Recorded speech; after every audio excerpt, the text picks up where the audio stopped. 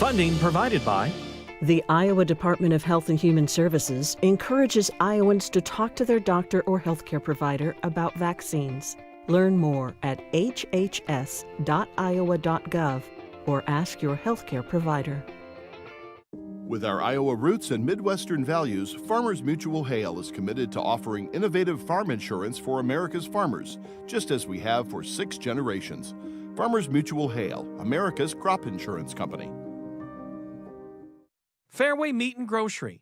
For more than 80 years, Fairway has been proud to be an active part of the communities we serve. Learn more at fairway.com.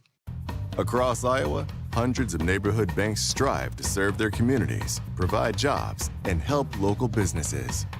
Iowa banks are proud to back the life you build. Learn more at iowabankers.com.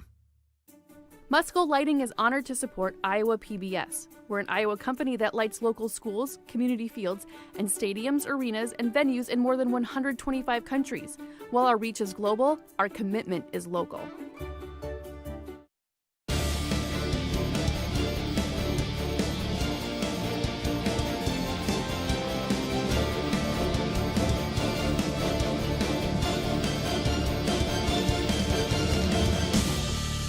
The sun is out, the lights are on. It's time to say greetings from Wells Fargo Arena in Des Moines. It's our second day of live coverage, bringing you the Iowa Girls High School Athletic Union State Basketball Tournament and Championships here on statewide Iowa PBS from high above the floor in our perch here on the Iowa PBS Sports Set. Hello, everybody. I'm Paul Yeager. Glad to have you here for this primo seat as we get you ready for Class 4A, 2A, and 1A title games. In addition to these exciting matchups, we'll bring you the highlights, the analysis, and interviews right here from us to you on your living room, your mobile device, or wherever you may be watching. So let's bounce into tonight's matchup and recap how the contenders survived this week's semifinals. As we start in Class 4A, it is Norwalk, who they won on a last-second bucket over Central DeWitt, and Cedar Rapids Xavier. They put the field on notice with the win over number 1 seed Heelan in the quarters. Madden Wilson here to Taylor Rexroth. There's Taylor's shot and a nice hit there. Rexroth would have 15 for the Saints. Ava Carlson to Braylon Birmingham of the Birmingham Sisters of Norwalk. The freshman there would get the layup and one. She was excited. She'd end with 22. Norwalk up at the break by 5. Libby Fandel goes to work. The future Kansas Jayhawk makes it look easy. 21 and 14 in this game to go with her 37 and 25 in the opener. Fandel does everything she can to put them into the finals. They win by 10. And they would play the winner of this one, North Polk. They survived against Sioux Center, and Dallas Center Grimes beat Maquoketa. Macy Meyer. You remember her sisters for Mason City. She's fantastic as a freshman. Abby Tuttle, not too bad for a senior. There's the couple of hard dribbles for the future Panther for Northern Iowa. Campbell Schultz feeds Tuttle. And the and one. North Polk leads at the break 29-14. Now we go to Greta Dillinger. She hit the nice bucket there, and those were big shots. She would have 21 points, 7 of them 3. We'll talk about them all. We'll go back to the highlights. Here's Greta Dillinger. She's the granddaughter of Coach Rick Dillinger. She gets a lot of coaching. She loves to play the sports. North Polk back into the title game, 52-30. Hello, back at our sports desk, Laura Leonard and Ellie Ruffridge. Good to have you both back with us tonight as we begin day number 2. Laura, let's talk about this 4A game if we could. North Polk's been here before. They've played Xavier before this season. It wasn't that long ago, these two teams, but like we talked about last night, sometimes it's somebody other than the stars that are big. Yeah, it wasn't the usual suspects. It wasn't Abby Tuttle. It wasn't Becca Agard. It was Campbell Schultz, who had 24 points. Faith Sullivan, who had 13. So it wasn't the people that you expect to be the players that step up big. It was 2 players that are role players. Well, just like we saw with Dillinger hitting the 3. That was big for them in the semifinals. Let's talk about the regular player, Abby Tuttle. She's someone that's very emotional, very fiery, and as one opposing coach told me on the floor yesterday, she is a gamer when their lights are on. What makes her game so good? You know, I think she sees the floor so well. When she has the ball in her hand, she is always looking for somebody to get the ball to.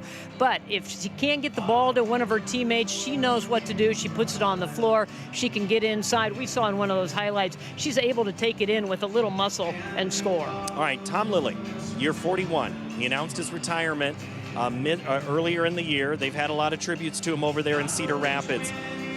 What a way to go out, A, qualifying for the state tournament, B, the 8 seed beat the 1 seed, and they, oh, by the way, they beat North Polk this season too. That's quite of a 2025 for him. Yeah, you know, he announced that retirement early. He wasn't sure how the team would go. He said they could have folded it in and just played through the rest of the season. But this team stepped up, and they are certainly playing, and they're trying to send him out on a high note, and I think they're fired up about that. Well, he has a pretty good player. When you coach for 41 years, he was at Cedar Rapids Regis before they merged with LaSalle to become Xavier. They have who very well could be the Miss Iowa basketball, Libby Fandel. She's going to Kansas.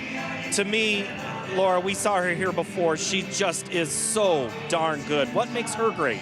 You know, the one thing that Coach Lilly told us is that the thing that he really likes about her that he hasn't seen in any of his other players is her passion for the game. She loves to play basketball, and when she is out on the court working hard, others are at home. So 58 and 39, those are the two sets of numbers. 58 points, 39 rebounds in just the first 2 games. That's some people's career at the state tournament. She's done it in just 2 games. Yeah, she's been amazing. She just finds ways to score, and even when she's not scoring early, she just lets the game come to her, and then she finds ways to hit shots, and whether it's a mid-range jumper or a long-range jumper, she will find a way to get herself going. Class 4A's up first. Laura Leonard, take a breather. Ellie will be with you in a moment. Let's talk about the game you're going to talk about and call today. It's Class 2A. Eddyville, Blakesburg, Fremont slipped by Trainer. Central Lyon, they beat North Mahaska in the opener. Kaylee Helm kicks to Ava Eastlick, the 3. Eastlick would have 13. Central Lyon, Danica Hugador, and you're like, I've heard that name before. That's because her older sister played here. Now it's her turn to play at Wells Fargo Arena. She would have 12. Big shot there. Central Lyon up at the break by 12 in the second half. Erica Flewitt to Aubrey Metzger on the assist and the layup, and then again inside to Metzger, this time from Alexis Austin. Metzger led with 22 and 16 after she had 18 and 12 in their opener. Back to the title game again after they were there in 22 and 23. Regina beat Maquoketa Valley. Hinton sent Rock Valley home to get into the semis.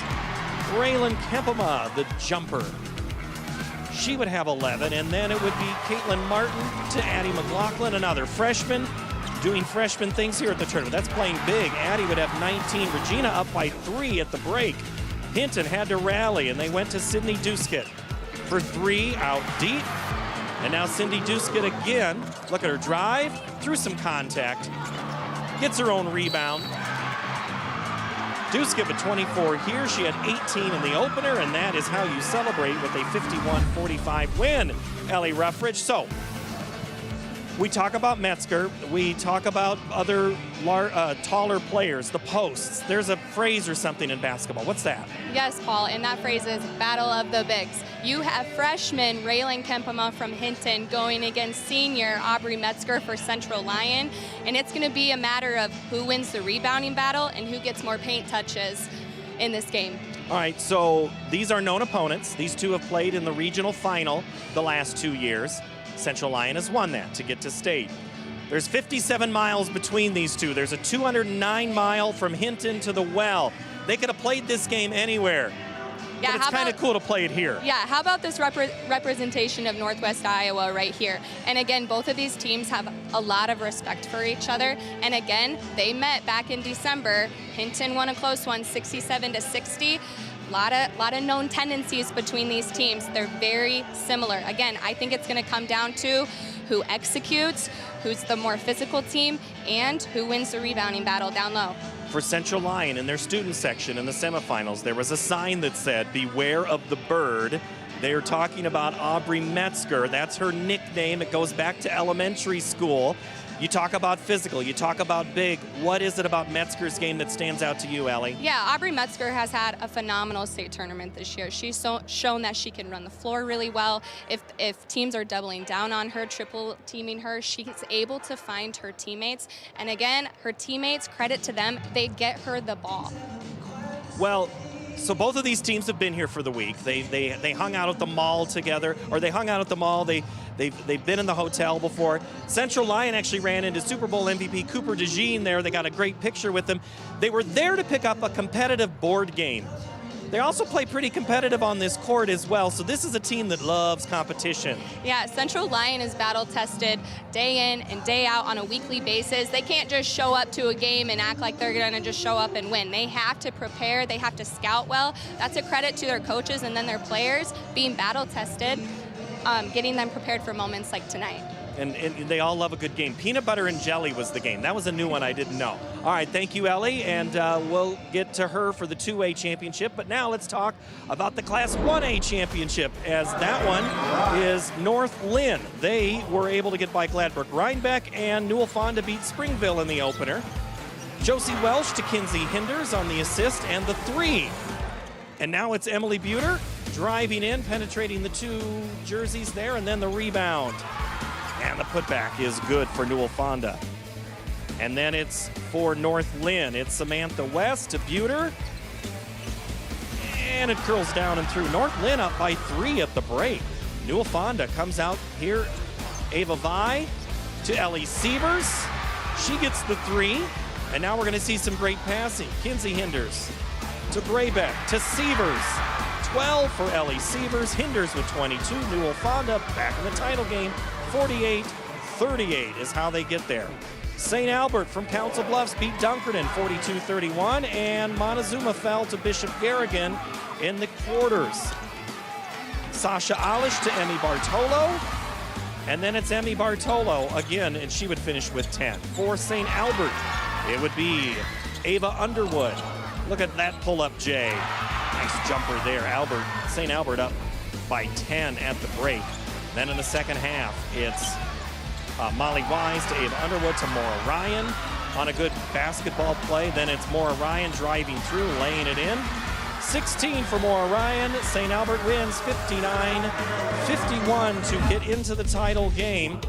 And Laura, we talked with many of the veteran coaches here this week. A few of these guys have been here for 40 years. Dick Weddingill is one of them. I asked him, how has your coaching changed over the years? What have you done that may be different? For him, I don't think of him as a surfer dude, but he did kind of make it sound like he is one.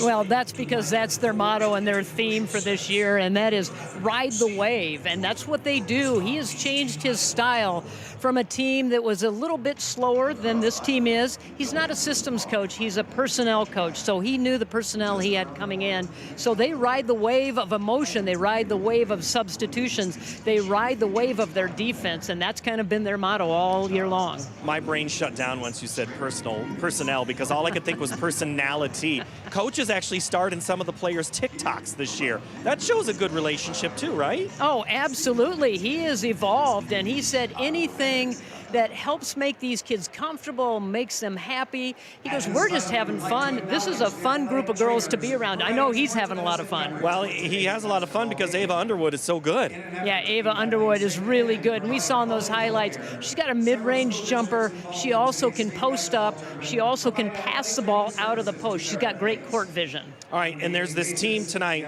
I think it's Newell Fonda. Mm-hmm. Have you heard of them here at the state tournament not. before? I think they're a new team here. Dick Junger's back again with another squad. In years past, Laura, we've seen them press teams a lot. Is that what they're doing this year? You know what? They are pressing, but they've backed it up into the half court. They have backed off of that full court pressure, shrunk it down a little bit, and have made it a little bit more difficult to try to maneuver through. They have, with that defense, they're still trapping, they're still jumping passing lanes, but it's in a little bit smaller area. They might, and they have, I get the stats throughout the year from Coach Jungers players and you look at them, nobody ever really stands out on any given night because it is such a balanced approach. However, they do have one that does stand out to us. That's Kinsey Hinders. It's been an emotional season for her. She lost her sister just a couple of months ago. She's been able to play that. She's got a tattoo on her bicep that she carries that with her. The court, though, seems to be kind of like a sanctuary for her. Yeah, it is. And you, as you've mentioned, she is the emotional leader. She's the vocal leader. She's just their all-around leader on the floor. She's the top of the defense. She can score at all levels. She can get inside. She can post up. And she can pass out of it as well. And she's a player that this whole team really relies upon. Do you have something over there? I do. Why don't you do something right there? Let me see if we can do that right there without dropping did you it. just clip Ellie? I did. I clipped her. That's the thing this week that's been going on. Ellie, do you know what this is, the clip? Have you heard about this? You better tell me more about it, but it says, do what you love. What do I love, Paul? Well, I think it's basketball. So that has been one of the things the Girls Union has done this week is this new edition where just somebody will quietly sneak up on you and pinch you. So be careful, both of you, on press row today. You might get clipped. But again, just another one of those touches, Laura, for this week. Yeah, it really is fun. And it just, I think going back to last night, just the hype videos coming into the ball games, they were amazing. They got this place fired up. And it just seems like the Girls Union adds something every single season. Well, we are added up and we have subtracted. We're out of time. Laura Leonard, Ellie Ruffridge, thank you so very much for your work. They're going to work as analysts in the game, but now we're going to go down courtside. Here's Scott Enyart to tell us and introduce the All Iowa Honor Dance Team. Please welcome the All Iowa Honor Dance Team under the direction of Kathy Enyart as they perform for your pregame entertainment. 50